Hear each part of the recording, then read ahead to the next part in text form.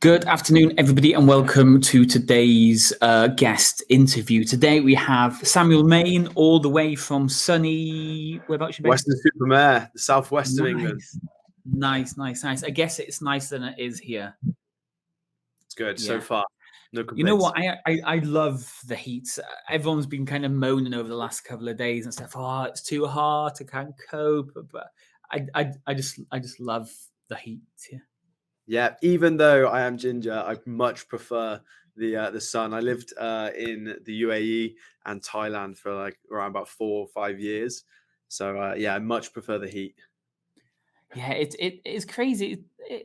But like even in business, even in life, not everybody can be pleased with what you has to offer. And I think maybe that's a good way to start this episode off, really, before we kind of dive into how you got started and stuff, looking at that one key metric of not everybody is going to be ecstatic with what you have to offer. Would you agree with that?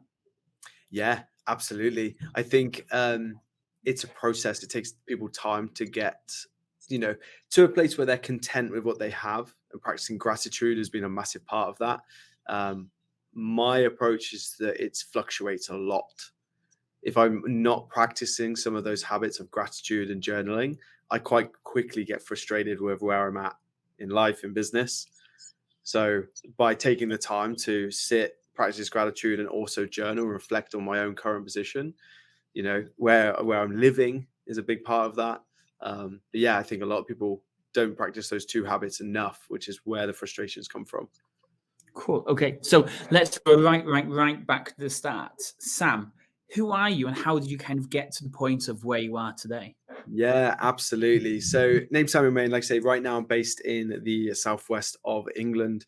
I actually done my degree in sports coaching because I was just that sporty kid that kind of grew up, was good at sports. So everyone kept telling me to follow that as a career. Moved into personal training and coaching, specifically CrossFit, which I know isn't everyone's cup of tea. But I graduated in Cardiff and I moved straight away to Dubai to coach full time out in Dubai for a couple of years. Pretty much, took the leap, didn't know anyone, never been to Dubai. It was just so happened I managed to get this awesome position, which kind of gave me that first stepping stone going straight into full time being on the gym floor, which I know a lot of people will be able to relate with. And quite quickly, I was very fortunate as I got to do a lot of qualifications, a lot of the coaching qualifications that are needed. And I became a very good coach in a very quick amount of time because I had an amazing support crew around me. Like growing was my only option and becoming a better coach. Um, and it was around about when I first started to read the book Tim Ferriss' 4 Hour Work Week, which is a classic. I know a lot of people read that too. But that opened my eyes to, okay, there was so much more out there too. And I started to be like, okay, maybe I don't want to be on the gym floor forever. So I started to explore what other options I had. That led me to actually coaching in Thailand for just under a year. I'd done about a year's worth of just travel around Europe and kind of living out of a backpack and moving around. Ended up back in Thailand for another year coaching CrossFit again. And then what happened was I started to work alongside a startup business coaching company. And at the time, I was looking for a way for me to get off the gym floor. I just didn't personally see myself as being 40, 50 years old and still being on the gym floor. I loved it. I loved helping people. And I really found my own groove with coaching. But I also hadn't done anything else other than be on the gym floor. So I wanted to explore at that point. There's nothing wrong with being on the gym floor still. Um, and yeah, I moved across to helping out with this startup company. And the way I like to describe it was that I was in the trenches for a long time, a good 2 years, earning considerably less than minimum wage, but developing a company that I knew had massive potential and had the potential to help a lot of people too. So that company grew, took us a couple of years. It was a Fit Pro mentorship company. And, we were able to grow that to doing over 7 figures a year and help a lot of people. definitely brought its challenges, that's for sure. It wasn't always sunshine and rainbows, but I transitioned away from that company into starting my own then coaching company, just working very in depth with other business owners, typically that are doing 10K plus, and then also do some consulting for a couple of other companies too, and just helping managing their fulfillment teams and improving their businesses. And that's where I'm at right now. Nice, nice, nice. The amount of people that graduated from Cardiff surprises me. I'm living here now, and I didn't know half the people I interview, half people I chat to, even clients. Oh, you went to Cardiff University? Oh, okay. I did Yeah, not know very, that. very popular for specifically for sport. You know, Yeah. I'd actually, I wouldn't even necessarily advise someone to go to uni now upon reflection, but it served a purpose for me in that I didn't know where to go with my life at that stage, and uni was ultimately what everyone else was doing and what was kind of gravitated towards. But if I was looking back now, I think that you can gain so much more experience from traveling, from living, from going and being an intern at other companies. um, I would probably advise most people to go and explore that, unless you need the degree for a specific role that you're searching to get to. Yeah, I think I'd agree with that. Like some of the stuff that you learn at university, school, college, no matter what level it is, it doesn't give you the real life experience. Like we were just chatting to one of the team earlier. It's extremely hard for us to find Facebook ad marketers. That there's Yeah, no degree, there's no qualification, there's yeah, no nothing. You might do a marketing course, but they're not focused purely on Facebook ads. yeah. So yeah, go out there and get that real world experience is so valuable. Yeah. Yeah, for me, I pretty much done an internship because my pay was so low for so long, and developing a business from the ground up, that gave me considerably more experience and more value than what my degree really ever could have done. The Mm. only advantage I did have was that my degree, it gave me my first step in at the gym, which that gave me that first step. But what's been the most valuable has been learning about the business behind the scenes, being in the trenches and turning that around. That's created more opportunity. So if someone was looking to get started, I would highly advise linking up with a successful company, or linking up with even a startup company, and go and jump in the trenches and learn the hard way.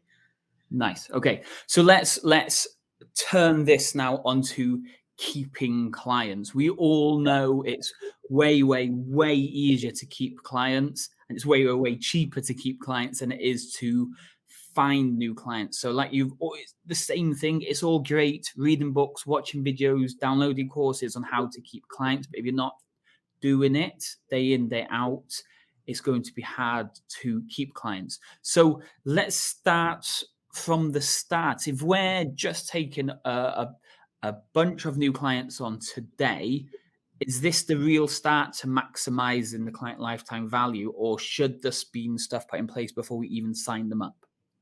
100% more things put in place beforehand. But for me, it actually starts with the actual offer and the delivery in itself. So I believe that a lot of personal trainers, a lot of coaches, they ultimately almost shoot themselves in the foot in the actual deliverables of their offer, and they cannot attain to them the whole time. Example, a PT right now may still be selling their time, maybe selling, a block of 10 sessions. Now, that can work really well initially to help you get started, get the ball moving. It's very common for a PT to do that. And for some people, that can be really invaluable. But that doesn't actually create much flexibility for you to have more time to actually get more clients than what your current capacity is, to actually to be able to over deliver in what you're doing, because you're so restricted on the time that you have available. So I believe that to keep clients for longer, it starts with a change in your deliverables on the front end to allow you to improve your service and deliver even better, more consistent results. Okay. That makes So sense? if we're going from offering block sessions or sessions pay as you go, where should we be looking into? What type of front end offers should we be considering? Yeah, so I know that money comes into the conversation because a lot of people have a struggle of transitioning to programs because they, automatically feel, oh, I've got to increase my prices, and a lot of people get very uncomfortable with that.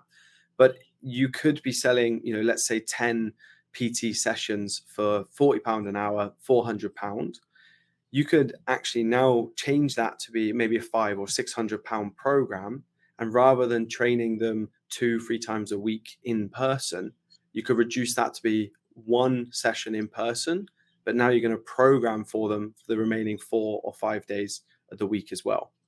So in this instance, you've actually increased the amount of training and guidance that your clients are going to get whilst reducing your own time commitment to that client. So you're increasing the support for the client. You're probably going to increase the results that they actually get. They're going to feel better supported. Whilst for you, created a place where you can now actually increase your fulfillment capacity and how many clients you can serve, whilst earning more money all in the same instance. Nice. And just on that, then I'm guessing, like the way you're framing it, selling a program at an actual end result is a lot easier to sell than saying, come and join me for 10 blocks or a block of 10 Exactly sessions. that. Exactly that. You know, yes, some people need slightly longer to learn the fundamentals of training and moving. So maybe your on ramp is a couple of extra sessions. Maybe that's not 1 hour, but that's going to be a couple of sessions in person, slightly longer. But the sooner you can get your clients to a point where your average time commitment per week is reduced, that allows you to start to take on more clients. A lot of PTs will get stuck at, let's say 30 clients per week. Well, now their actual income is very limited, especially if you're selling it per time. So if we transition to programs, we can then again increase our prices whilst increasing the service to the clients. But what we can also do is increase actually how many people we can serve at one time. So rather than it being 30 clients that we're capped at and you're doing the split shifts and all the hours and we've all been there, you can now potentially even double how many clients you can work with at one point, and significantly increase your income. Nice. Okay. So the whole process of making sure clients stay with us for the long term starts before we even sign them up with creating Yeah. that specific unique offer to attract them in. And then what happens next? Do we then start working from the minute they pay, or do we wait until they finish that initial program, start guiding them for the long term? What are the stages kind of moving from that creating an offer? Yeah, I think it differs depending on where you're at in your own journey.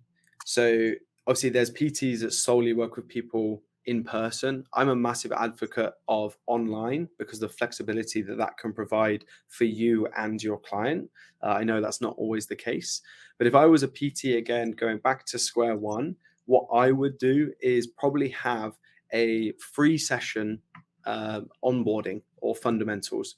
And in these free sessions, I'm going to go over the basic movements and ensure that my client feels comfortable in coming to the gym and being able to perform movements ultimately on their own. Once I have that, I will then set my deliverables as probably being maybe one session a week that I'll meet with them in person for 1 hour and do that session. But the rest of the time is going to be online training and accountability that they will do by themselves. So at this point, I know that they have everything they need to be able to move safely and they have their initial concerns kind of answered. Then after that, I'm still having that weekly touch point with them to be able to support them, have those conversations that I need to have whilst providing them the guidance that they need. What that does for me is, example, most PTs will be working for 3 hours, a week.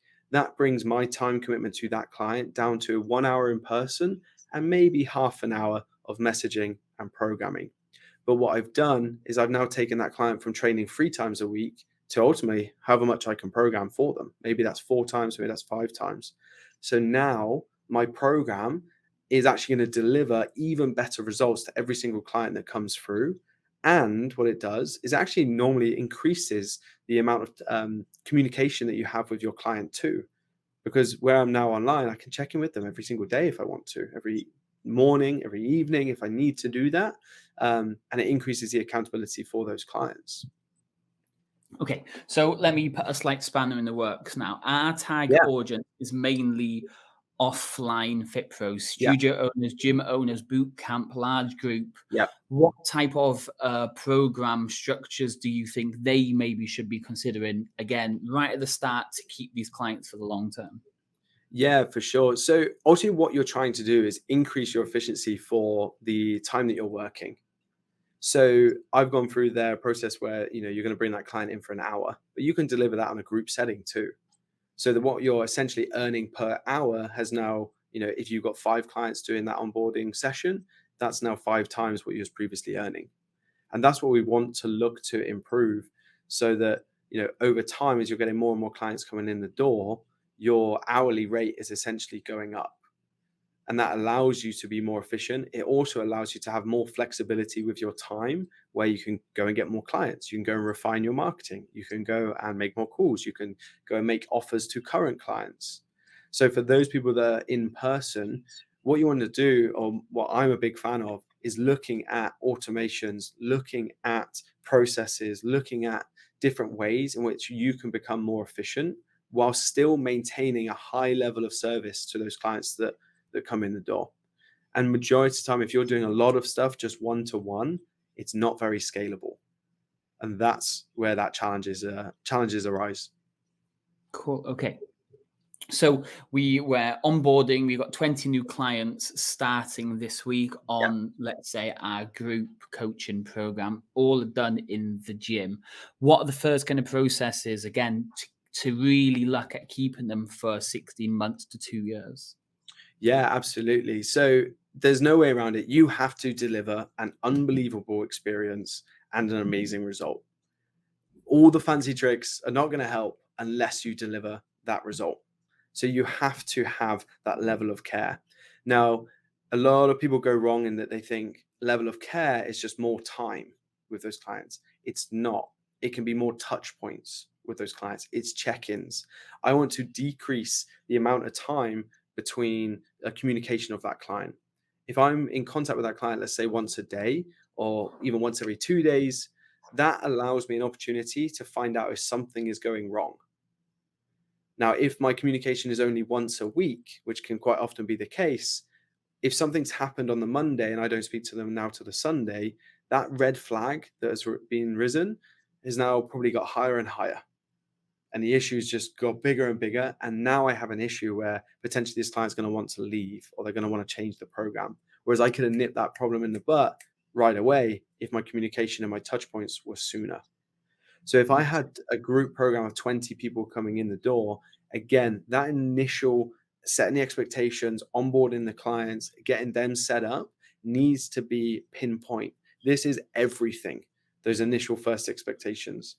From there, you want to have a set structure for you and your clients so that they know exactly what's happening every single week. Plus, they have that support around them. And again, doesn't need to be time. It doesn't need to be, oh, I need to spend 5 hours per client. Not at all. You just need to have things in place that you can have that frequent communication with them and that support. And then you can resolve the issues much easier, much quicker. Then from there, you can't escape it. Deliver an amazing result. If you do that, they're going to want to stay for whatever comes next. So if we're looking at touch points then, because I think this might confuse a few people, like they're going to need a Mm, Facebook page, a WhatsApp message, and email and yeah, stuff. Touch points also include filling in a weekly nutrition log, checking in with their measurements just by filling a form in, yeah, turning up to sessions. Those things you'd also say are touch points as absolutely. well. For me, a touch point is anything that allows me to learn about that client's experience or an opportunity for them to ultimately raise a red flag. So that is exactly like you say, that could be in one of the forms. That could be maybe even in the Facebook group. That could be just in the conversations between the PT and the client. Anything that allows me to get feedback or allows them to say, hey, I'm unhappy about this. That for me is a touch point. Because if we don't have those things in place, those problems build, and that's when you have a big exodus from programs and from clients wanting to leave and to churn. Nice. Okay. So we've come up with an offer that is going to entice people in. We've onboarded them super well. We've laid the foundations out. We've Yeah. built all these touch points in place. And they're 3 or 4 weeks in. Is Do we just keep going for the full program and then kind of work on keeping them for the long term, or should we have things set in place every week to kind of push them onto maybe a 12-month contract, or just getting them onto focusing on the long term? Yeah, so it's really important at the very start. You can even have this in the first initial sales call. It's about talking about that longer journey. We're talking about the goals that they have, not just for the next 3 months, but for the next year, for the next 5 years. So that you're already starting to ultimately plant that seed in that you want them to be continuing and with you and working with you for a long period of time. Then, when they're actually onboarded and you fully set those expectations of what to expect in this journey, that is where we can also continue to plant the seed. So, example, maybe your first time that you're meeting with those clients, you can give them an overview of what to expect in the next 3 months, and then also what the goal is again to achieve in the next year. So we're constantly getting them to think about, okay, this is my plan, I've got clarity, and this is my goal that I'm striving for, this bigger vision. It keeps them having that program in mind and knowing then that, that's part of that journey is being for the year, for the 2 years, whatever that contract may be. What I'm a big fan of too is your weekly deliverables that you have. So at the moment we've talked about having like a 1 hour call, and then you've also got your like you're planning the trainings. You have like daily communication.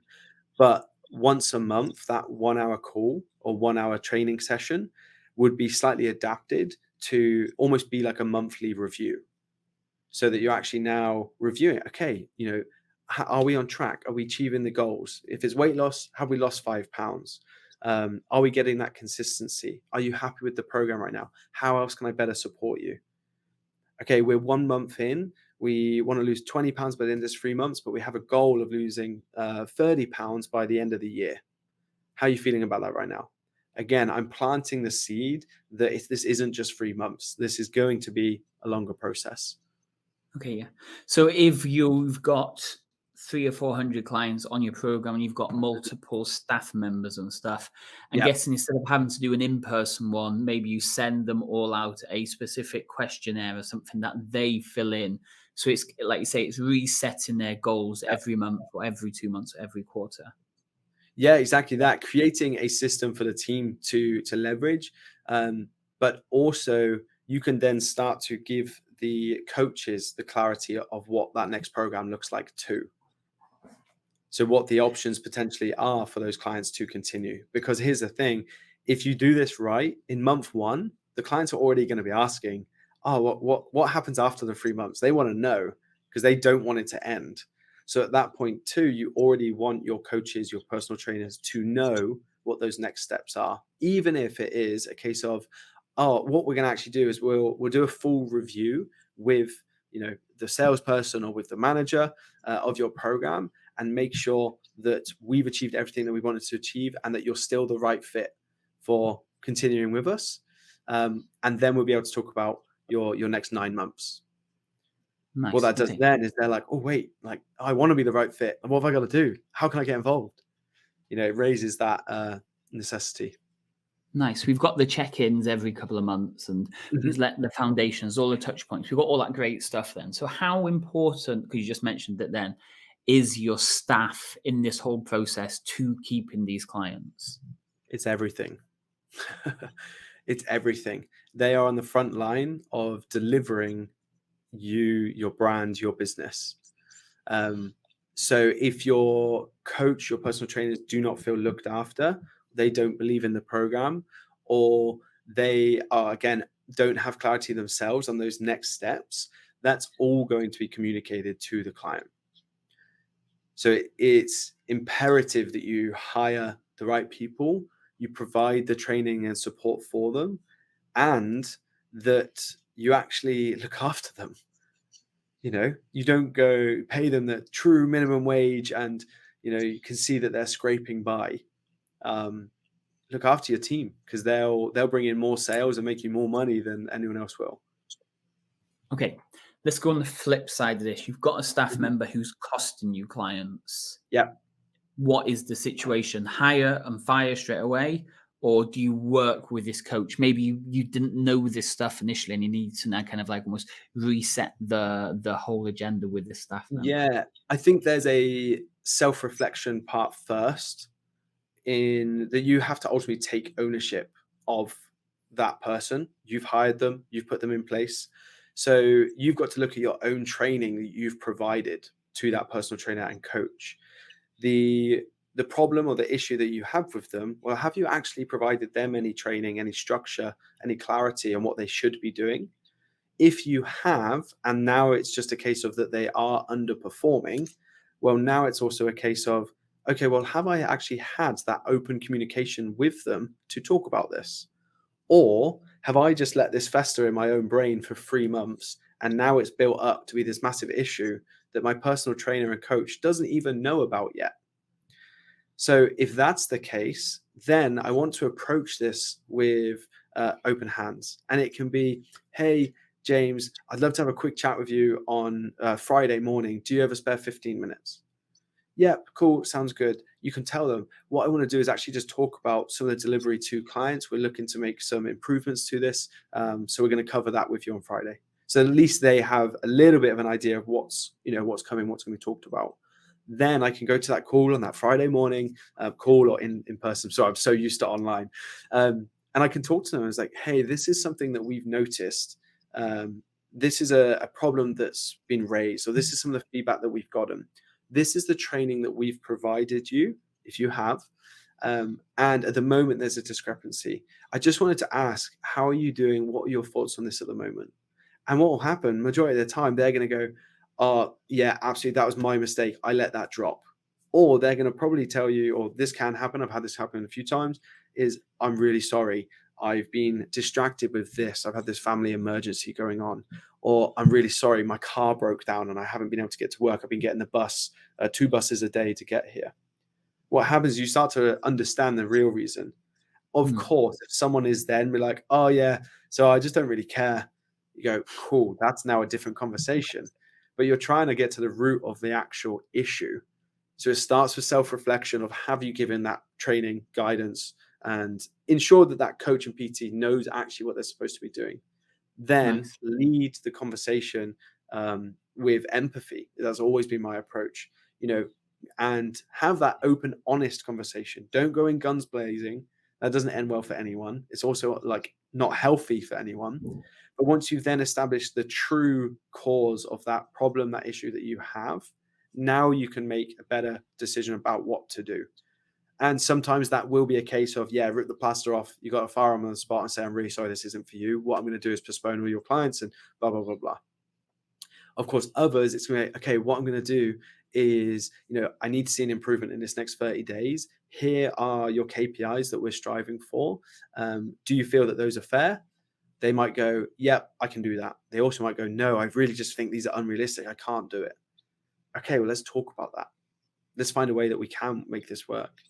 You can take them through that 30-day trial, 60-day trial, whatever it may be. And at that point, then you've got the ability to be able to make a better decision at that stage. Nice. Okay, so we definitely know staff can play a huge Yeah. role in clients leaving and staying. So let's move to a different person then, and let's move on to the clients themselves. Mhm. A client started off really well. Maybe they've been doing 3, 4, 5, 6 months, and then they get bored. They start Yeah. switching off. They stop turning up. What are the kind of things we need to put in place to get them either rejuvenated or, in the nicest way, just keep them ticking over so their direct debit still keeps coming out? Yeah, absolutely. I think there's a bigger issue that if the client initiates that conversation, that's an issue, because you want that to be led by the coach. If the client is raising it and being like, "Hey, I'm bored," the coach should have already recognized that. Mm, So that's quite difficult to train, in that the coach needs to have some experience and be able to read people. Um, so in this case, when you do those monthly reviews, when you're having these calls or the meets with the client every single week, the coach should be recognizing when there needs to be a change or, a challenge introduced. And at that point, again, it would be ultimately a conversation with that client. Hey, I've noticed that we've been working on this for 12 weeks. We've got some amazing results. However, I wanted to ask you, how are you feeling about the program right now? Do you want to experiment in raising the intensity? Is there anything in particular with your training you'd like to focus on?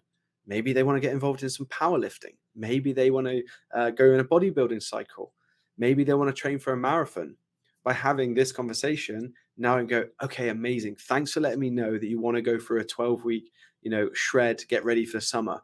What I'm going to do with your programs, I'm going to make these tweaks. We're going to do this, and we're going to review again in 4 weeks' time. How does that sound?